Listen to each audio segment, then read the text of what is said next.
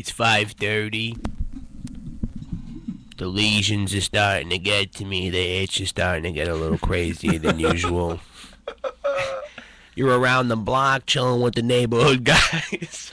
WICR, Iona College, home of the Gales, and when we say Gales, we don't mean Jamaicans when they say girls. You understand what I'm saying? The neighborhood guys. Enjoy and welcome to the show. Ladies and gentlemen, we're going to kick off this Thursday with a little football talk, little big skid. Foosball, Frankie, foosball. This little lad, throw the pigskin around, hopefully give it to your daughter. I just want to see a guy get in the pocket. Just throw the football, Frankie. Just throw the football. You throw in a basket, you throw in a box. Throw wherever you want to throw, you understand? Now, we got some things changing around the NFL right now. Yeah, free agency, right? It just started. What was it? Was it Tuesday? Free agency started? Yes, sir. We have one of the big drops was Eric Decker. Well, he's not a drop. He was a free agent, but the Jets just picked up Eric Decker. Ooh, that's a move. Who was a wide receiver from the Denver Broncos. Personally, I think it's not going to work at all. I mean, Geno Smith isn't Peyton Manning. That's first and foremost. Not by a long shot. And second of all, a lot of Decker didn't get a lot of coverage based on the fact that Demaryius Thomas is the best receiver on their team. Yeah, there was other weapons. It's spread out defenses. Thomas and newly acquired Wes Welker from last year. So when you have three elite receivers and you have Eric Decker, who is a very, very good receiver in my opinion, I think he's elite as well. But he doesn't get as much as attention when you have three elite guys on your team. Who is the elite guy on the Jets? Yeah, guys are going to be all over him like white on rice. That's Stephen for sure. Hill. Is that who you're referencing to, guys? Jeff Cumberland, your tight end, who you re-signed for some godforsaken reason, and then a lot of people are, nah, Jeff Cumberland's pretty nice, man. He's pretty nice. Yeah, what was his numbers compared to any other tight end you've had, especially Dustin Keller, who's like what were you like the Jeremy Lin against the Raymond Felton? Well, you know what I think it also is not going to play into Decker's stats for sure, Frankie, is the fact that the Jets coaching and just organization, they don't really put too much of a premium on offense. They're just so defense-oriented and defense-based. And, you have a guy who was in a team that was almost 100% offense with Peyton Manning, and as you mentioned, all of those weapons. And now you're going to go to a team where they want the quarterback to be throwing the ball 30% of the time, like 30% of the plays they want him to who's running the ball for you guys? Chris Ivory. It wasn't bad last year, but if you don't have a beefed up offensive line, Chris Ivory isn't going to be able to do what he's able to do. And then Geno Smith, if the guy's got a good arm, regardless of whether people like him or not, if he has a good arm and he's got good connection with Decker, that's not going to happen when you go up against good defenses. Like, yeah, I don't want to get too heavy into that talk because we just pretty much covered it. Overall, I just think it's a ridiculous. I don't think it's a ridiculous move. It's a good in the right direction, but you need more than just Eric Decker. Yeah, though. It's not enough. And they actually, as you know, Frankie, they released Cromartie and Sanchez, they freed up significant cap space. So now really they're in the hot seat right now if they don't do anything else, because they can't just rest on their laurels and just allow that one signing to be everything for them. They need to add other pieces and really fortify their offense, because just adding Eric Decker, as you mentioned, Frankie, that's not going to get it done. No, it's not. It's not. It'll be nice. It'll be better for their offense. It's an upgrade. It is an upgrade. It certainly is, but let's keep it serious. And how are you going to move the ball around if Geno Smith is getting smothered, and he's also not the kind of guy who can handle being smothered and having pressure like that? Because we've seen how terrible he's done to the point where you've had to take him out of the game, 3 times, 4 times?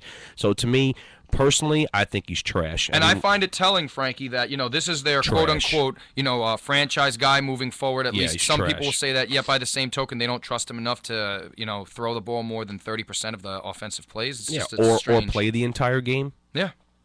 Why? Because he's got the Sanchez syndrome. They're coddling him. I just love them when idiots, I'll call them idiots, when idiots go try to talk to me and say, well, I'm a sports broadcaster, I'm studying for that, or, I think I know what I'm talking about, I think Geno Smith is going to be great. I'm like, yeah, that was awesome. And then every time I would speak to them during the season, I'd be like, oh, let me ask you, did he actually play a full game? Did he actually go 4 quarters? And how many interceptions did he throw? And then, of course, he stopped talking. And then, of course, here they come back this year. No, Geno's going to pick it up, man. It's going to be great. It's going to be wonderful. No, it's not. If they had that level of faith in Geno Smith, why would they be talking about Mike Vick? Yeah, that's even worse. That's like going from the pot to the pan. You're going to pick up Michael Vick, who couldn't even hang it with the Eagles, and if Nick Folk comes along and becomes their best quarterback right now. And you guys had all this hope for Vic with a whole new system. You taught him a system that is designed for him and his team, and he still fell flat. So the dude is his glory days, his best days are way behind him, man. It's time to let him drift off into obscurity with Terrell Owens and Ocho Cinco. Yeah, that's what should happen. Be a backup where you most likely will not need to use him, as opposed to a situation like with the Jets where there's a good chance that a backup could get significant playing time with Geno Smith being your starting quarterback. Exactly. So we got Decker to the Jets. We got the star cornerback of the Patriots, Talib, is now on the Broncos. The Broncos snatched him up, which I thought was a good move defensively for the Broncos. Also, Cromartie is on the Patriots, so I guess they got rid of... not Cromartie, Darrelle Revis. Revis is on the Patriots now. He's no longer on the Bucs.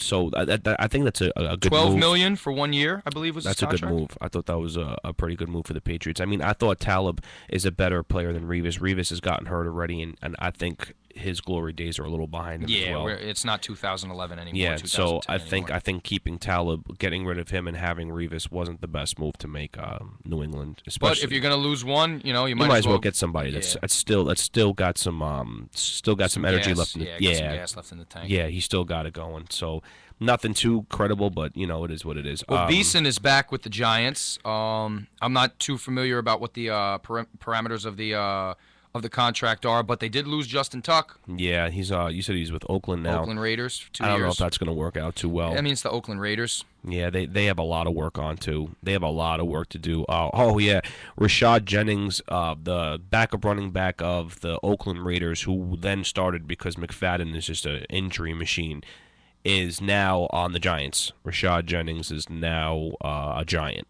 So I don't know what they're going to do with David Wilson and Andre Brown. No idea what the Giants plan on doing with that. But if you're picking up Rashad Jennings, that means you're going to either use 3 backs or get rid of one of those backs and have a 2-back set. But either way, I don't know what the hell you're going to do with Rashad Jennings on your team now. Good luck with that, guys. Without Steve Smith is no longer on the Panthers. He's now a free agent. I mean, I think he's a good ball player, but I don't know if anybody's going to pick him up, to be completely honest. I don't know. I don't see it. Unless somebody desperately needs him, like maybe, I don't know, the Jacksonville might grab him. And besides that, what do you think about? What do you think, Frankie? Let me ask you about Matt Schaub. What do you think about? Where do you think he'll possibly end up? Schaub, probably a backup.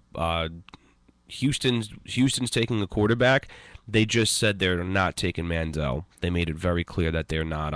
Manziel's not going to be their guy they're picking up. Yeah, apparently they're looking more at Bortles. It's going to be Bortles. Do you think for Schaub, it'll possibly he'll end up as potentially the backup for the Jets? You think that's possible? Who, Schaub? Yeah.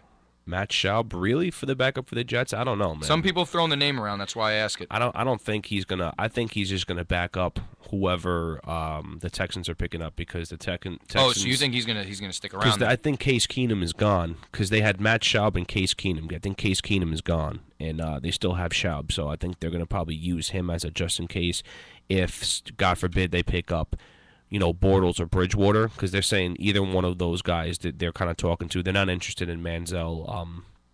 I think Cleveland is more so interested in Manziel than Houston is. But I don't know exactly what that's going, because he actually, weirdly enough, he dropped in the draft order. I don't know why. I got to look up a little more into that. But Manziel went from being top 5 to like top 20. And I'm going to look deeper into that and see why that is. But at first, Houston was like, yeah, we're taking Manziel. Then all of a sudden now it sounds like they don't want anything to do with him. They're actually more so between Bortles. It's probably character issues. That would be my guess. It could be. They one of the things they were hinting at is the long throw, because they have a lot of receivers that like the long ball, which is what Cleveland likes. So if Houston doesn't want him, I don't know why Cleveland would take him. Like if this guy's if he's good throwing it 30 yards and he's good with his legs and he can move the ball around. Oh, he's like excellent that. with his legs. No one's going to dispute that. So with yeah, if he's excellent with his legs and good at a 30-yard pass, then you're not giving him to Cleveland because your receivers on Cleveland like the long ball. So you want to go more on like the Colts. You want to go more like but they already have Luck. You want to go. Yeah, you're not going to get rid of Luck. Yeah, you want to get into a team that's more comfortable in a closer knit area that can more so focus about yards after the catch than more so the long threat that Houston wants, which is it's a give or take, it's a hit or miss, man. They need anything they can get at this point. So taking Manziel would be better than having Schaub, Case Keenum, Mike Vick, Geno Smith, and Mark Sanchez as your Cleveland is embarrassing. I think that's fair to Cleveland say. too. Cleveland, yeah, Brandon Weeden. But their Brian Hoyer, the guy who was playing for them before he got hurt, was a stud, total stud. He gets hurt, of course, like the second game he played last year. He did 2 games straight, amazing, did absolutely awesome, then gets hurt. But I think that's it for football. I don't think there's anybody else dropped free agent wise. I think that's pretty much it. No one that I can think of off the top. All right. Well, we're going to take a little commercial, song break. When we come back, we're going to discuss some fantasy baseball. Me and Johnny drafted a team last week. We'll touch on that and talk about how everybody is going to lose against us when we come back.